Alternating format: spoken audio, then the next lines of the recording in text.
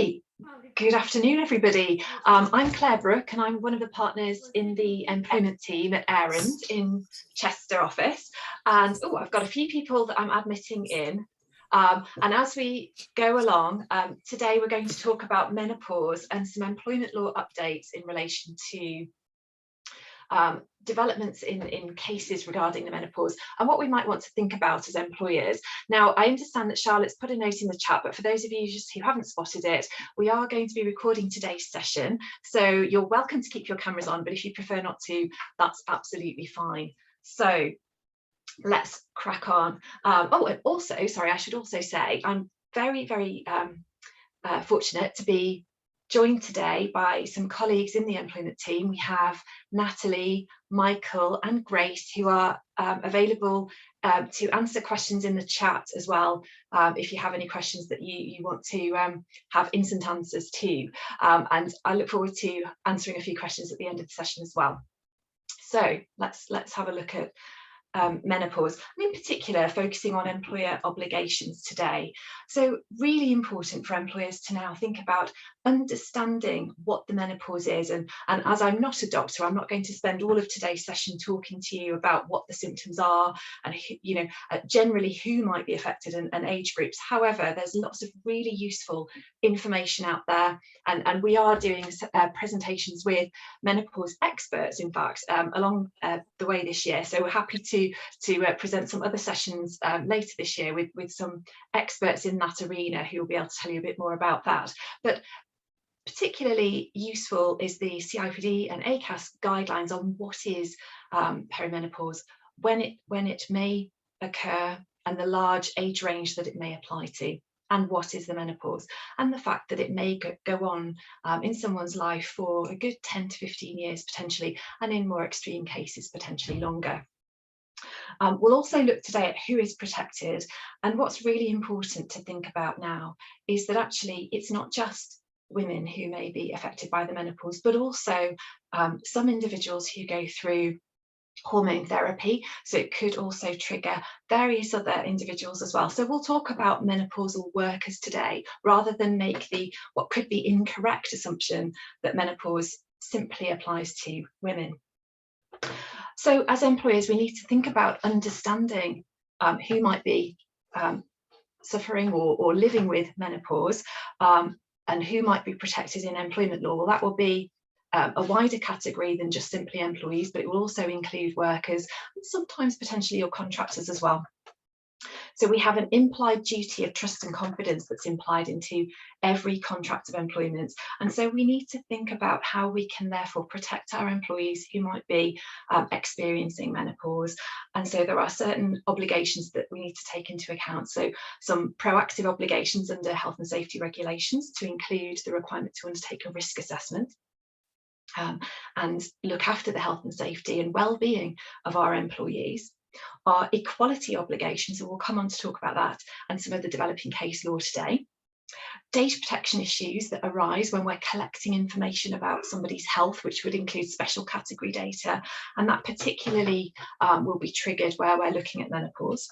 And then, of course, confidentiality issues around having conversations around people's health, and particular topic that certainly publications and journals tell us remains a sensitive topic, and some publications have even still called it a taboo topic for certain individuals who may feel resistant to having an open conversation.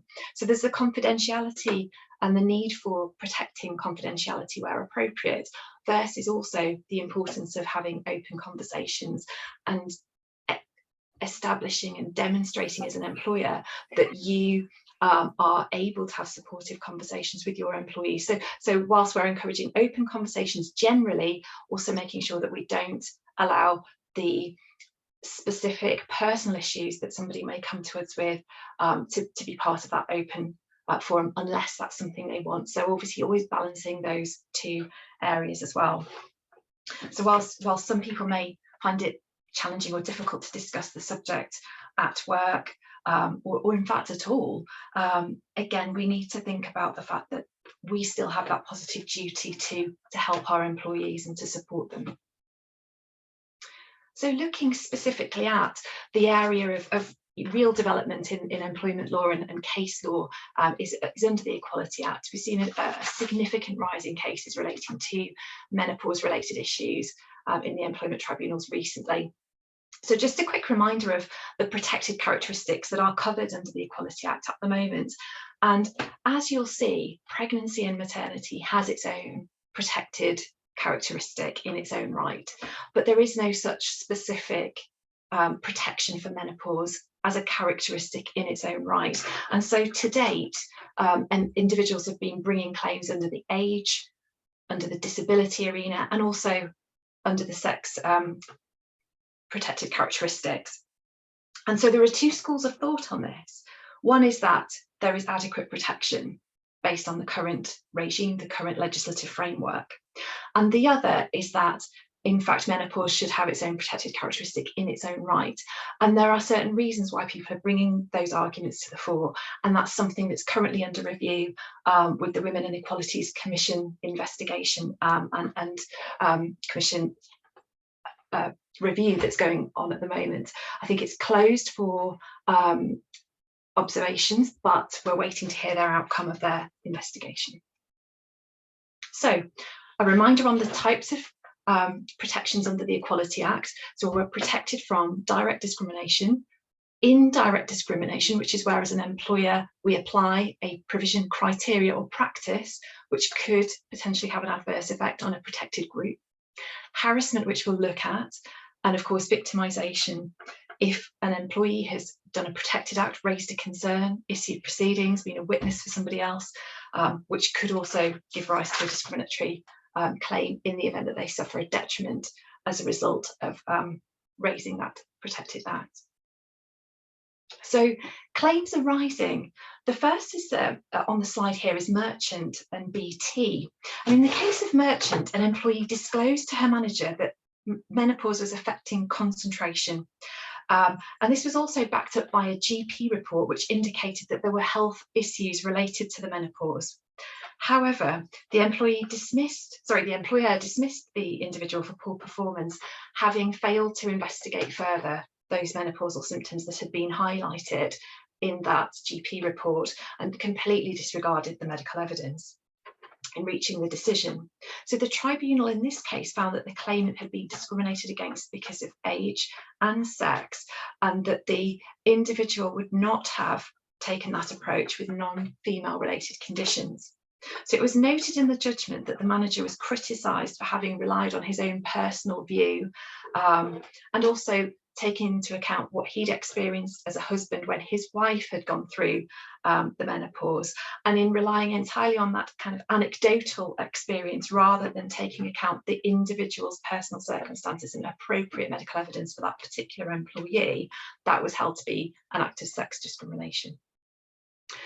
In terms of age discrimination, cases are also being brought under this age bracket. However, with the very wide age range that can apply to the perimenopausal period and the menopause period, which could, span perhaps more than one age group, it could be tricky for people to complain of age discrimination per se. However, there are, again, cases in this area too. Now looking at disability discrimination. A person, again, as a reminder, has a disability if they have a physical or mental impairment which has a substantial and long-term adverse effect on that person's ability to carry out a normal day-to-day activities. Now, if they meet the definition of disability, then that will trigger protection under the Equality Act, and employers will therefore have a positive duty to consider reasonable adjustments. One of the questions that's come in from you today relates to, should we be making reasonable adjustments for the menopause in the workplace?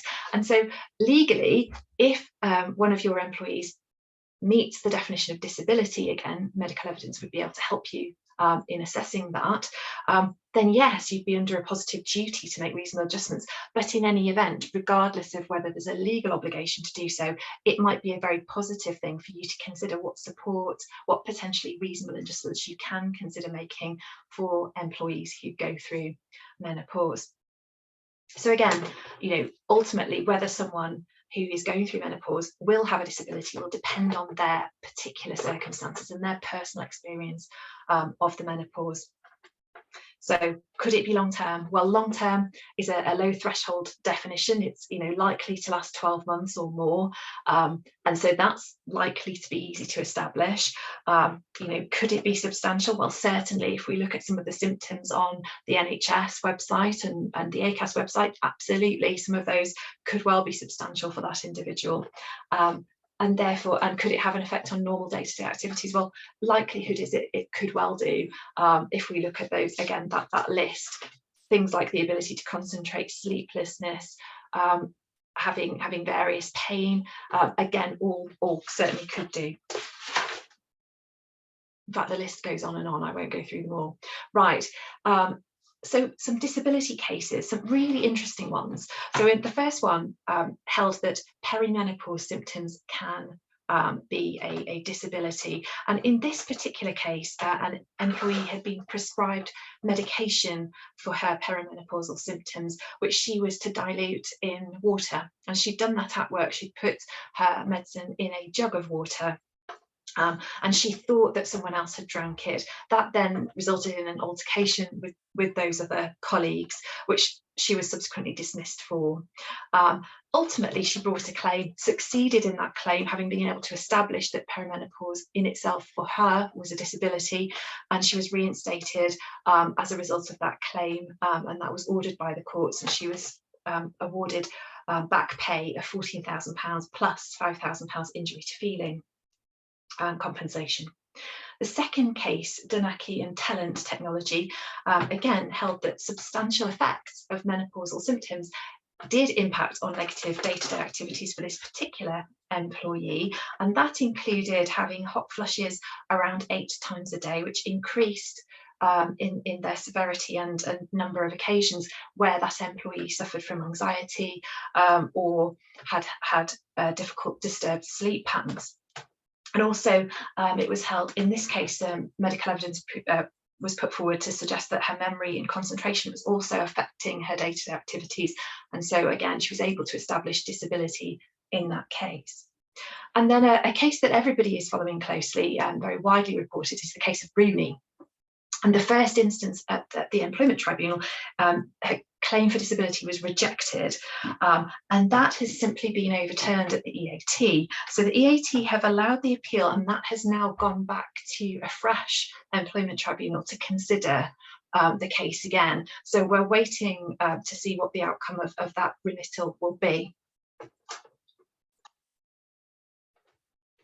And just a reminder of some of the additional claims that can be brought under disability discrimination, and a reminder of that positive obligation to make reasonable adjustments for somebody who does have a disability.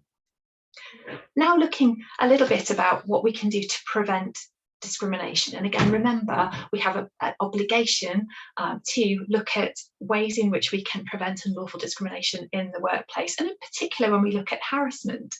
Important for us to remind ourselves that we should be taking all reasonable steps to prevent employees from doing something that could be an act of harassment. So always think about what can we do?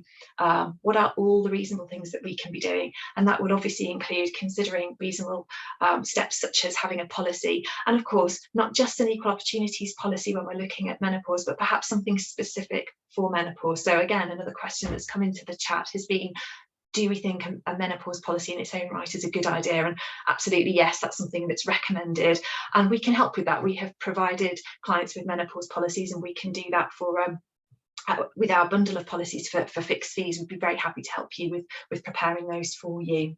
And obviously also encouraging open conversations, training, awareness conversations, and then making sure that our culture fits with what we're trying to achieve within the workplace as well, and dealing with those issues fairly.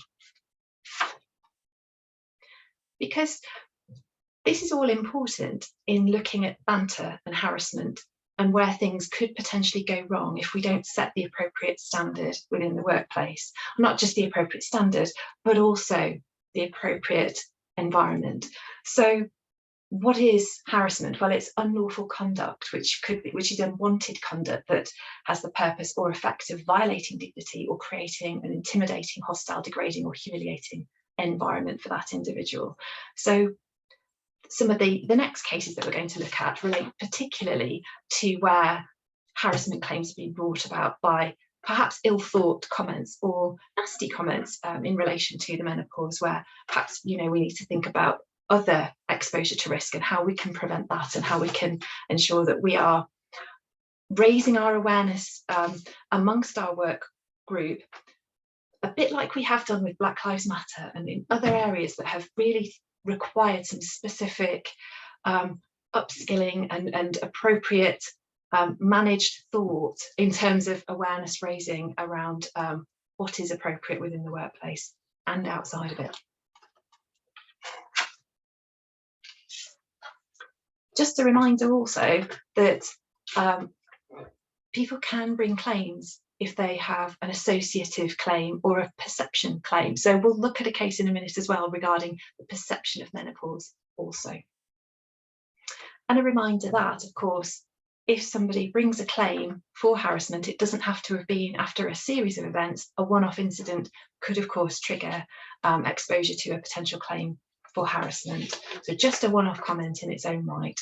So that's something to always be very importantly reminded. And again, reference here to dignity at work policies and looking at those. So first case regarding harassment is Kanaka and Textbook Teachers Limited.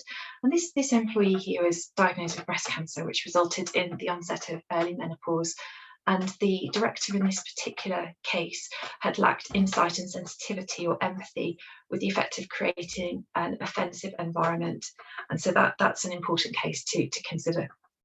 Then again, another widely reported case, A versus Bon Marché, a 2019 case where a sustained period of less favourable treatment and harassment because of age and sex was held to be unlawful discrimination. And in this case, the employee had worked for a long time for the retailer, and her situation had changed in around 2017 when she began to go through the menopause.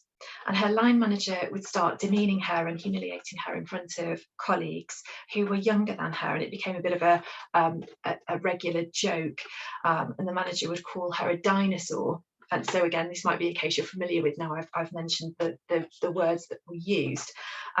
Continually criticised her in front of others, and in particular, you know, if there'd been a mistake where she was trying to use a new piece of equipment, if it wasn't working 100% or it wasn't quite going to plan, comments were made linking that to the menopause and being menopausal, relating to comments towards underperformance. And so other issues happened within the workplace, such as the temperature in the shop wasn't appropriate for her, and that wasn't adjusted despite her making a request for that to be adjusted, and various other events which ultimately led to the individual resigning. And in this case, the tribunal upheld claims for both sex and age harassment. And again, I think she suffered around, she was awarded around 28,000 for compensation in that particular case, and that was particularly for injury to feelings, obviously in addition to claims that could be made for loss of earnings as well. And then a case that was actually highlighted in the Times this morning is Best versus Embark on Raw. And Embark on Raw is a company that make and sell raw dog food for pet suppliers. And the tribunal found in this case that an employee suffered harassment by being asked if she was menopausal in an inappropriate, tactless manner. So obviously, whilst that question phrased in an appropriate setting and in an appropriate way might be an appropriate thing to ask, if it's done properly, the way it was said, the words used, and the setting was completely inappropriate in this case. The employee had said she didn't want to discuss the topic, but it continued to be asked. And when she complained, she then was subjected to victimisation and accused of moaning, being paranoid and obsessed. And ultimately she was dismissed. And as it's been announced today that she's been awarded over £20,000 worth of injury to feelings compensation for her experiences in the workplace. So that's a new case just reported today. There's some really useful guidance, as I said right at the beginning. So ACAS have a useful guidance note, and that's something that we can certainly share with you, and the Equality and Human Rights Commission as well. And finally, some top tips to consider.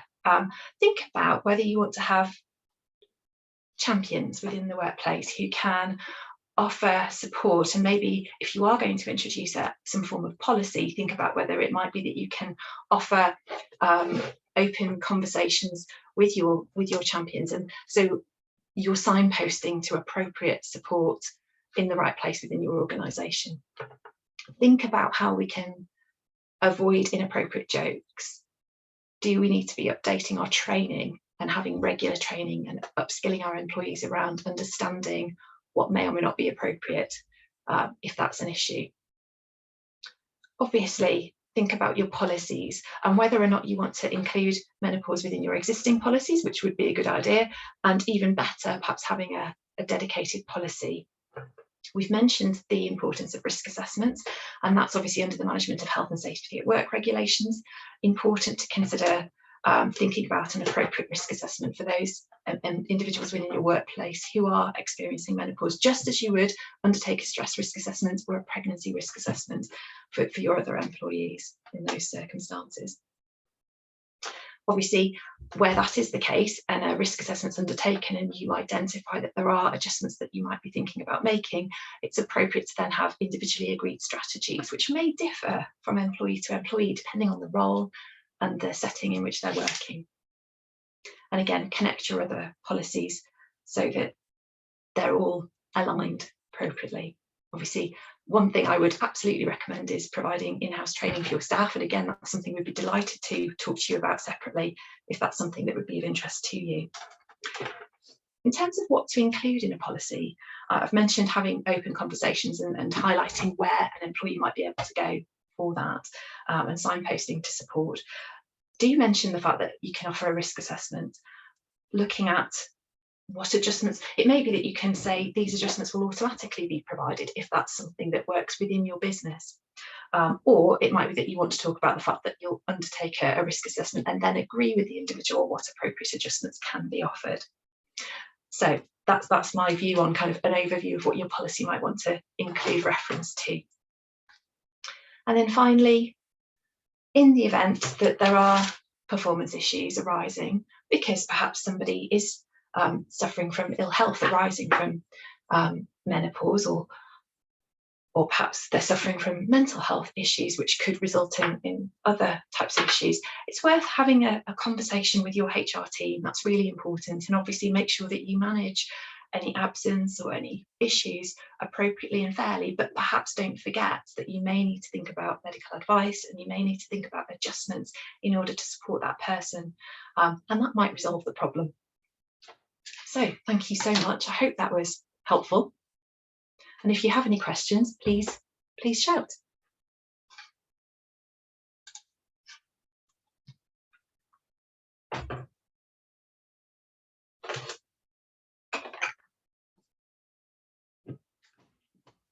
I think one thing that we'd be very happy to offer you is if you are creating your own policies, we'd be very happy to do a sense check of those. And as I said, if you haven't started your policy yet and you'd like us to prepare one for you, then we'd be very, very pleased to do that.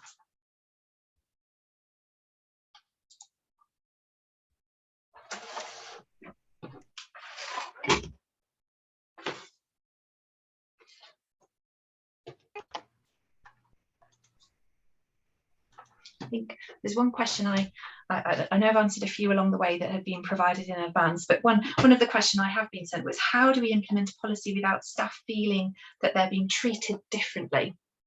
And I think the key is to ensure that you have that supportive culture in place within your workplace. It may be that you want to ask staff what they would like to see in a policy, and perhaps if you've got a workforce council or committee, then that might be a good place to start. And perhaps spend some time consulting with employees before you just introduce a template, which could potentially be meaningless if there isn't appropriate thought into it that meets with your values and vision within your organisation. I don't know if anyone on the team has anything to add around that with their experience of introducing menopause policies with clients.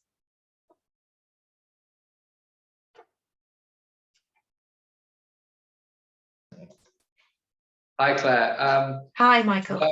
It's Michael here. Yeah, I agree with you. I think if you have as you say, a workforce committee, or you know, if you take a survey even of employees, and then at least you can rely on that and say, look, you know, it looks like it is something that's wanted within the company or the firm, then, you know, that eases the sudden introduction of a policy, and hopefully those who are affected by the policy, who may be perimenopausal or come into menopause at that point, you know, they'll understand that it's not aimed at them, but it's something that the company as a whole is trying to improve on. That's the only thing I can think of, really.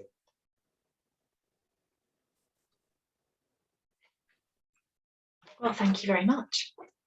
I hope that was really useful as a start. I've condensed what could be a 2-hour topic into a very brief session, but that's what lunch clubs are all about. I know we have a really exciting event booked in for the 15th of March, and I'm hoping that you've all booked on to attend, and that you're looking forward to joining us for our annual roadshow, which I'm really looking forward to, and I'm preparing for that as we speak in between my day-to-day. Helen, is there anything else that we want to be advertising, or Charlotte? Oh, thanks. Frank's just dropped in the link there to book onto our roadshow. And the next lunch club topic will be, I think is it Ramadan, Yes. Which should be a really interesting subject, and we'd urge you to sign up for that one as well, please. Yes, I'm going to be watching. I'm looking